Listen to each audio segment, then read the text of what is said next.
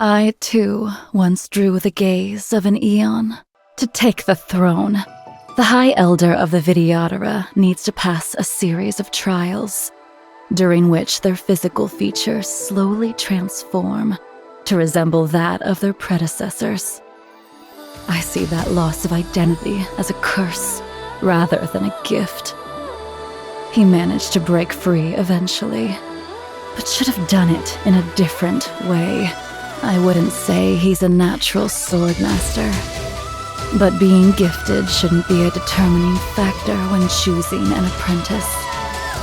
Mentors who place importance on natural talent either lack the skills to teach or seek to take credit for their apprentice's easy success.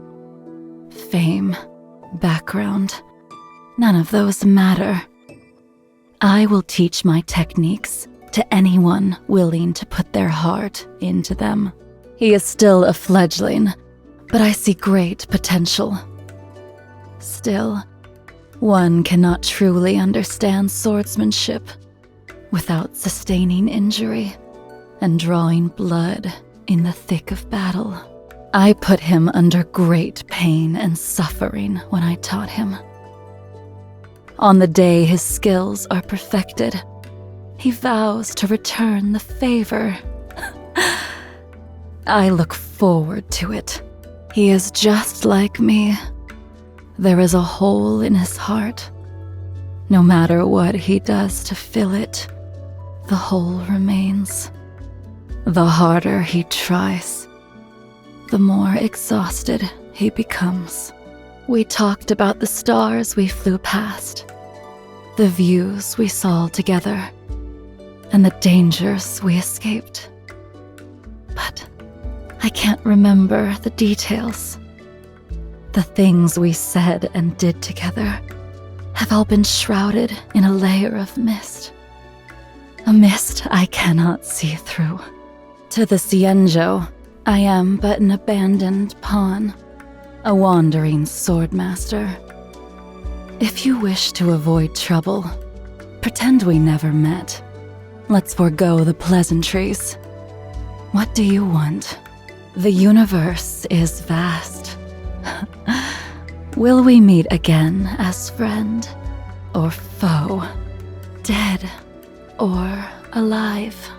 Fame is like the clouds, fleeting and elusive. I am viewed as a sinner in the eyes of the Ten Lords Commission, and the Xianzhou has erased my name from its memory.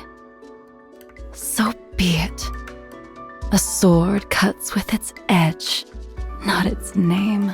I have already surpassed my limits, and may soon succumb to the influence of Mara. But given the choice between staring into the abyss with a troubled mind and marching forward blindfolded, I choose the latter. The Xiangcheng was once the most bustling of Xianzhou ships, a place I called home. But when it was devoured by an incarnosphere bred by the plague's author, the long-life species had to face the truth, that their lives were but a grain of sand in the river of time. Techniques relying solely on the physical form are but second-rate disciplines. Similarly, swords forged with mortal steel don't serve me well. I have stolen a sliver of moonlight that can shine over the earthly world. A sword I control with ease. Let me think. In the beginning, most of my time was spent on swordsmanship and defeating my enemies. Later, I found myself indulging in all manner of wines that BAIHENG brought to me from different planets. And now, watching my enemies suffer has become my newfound passion.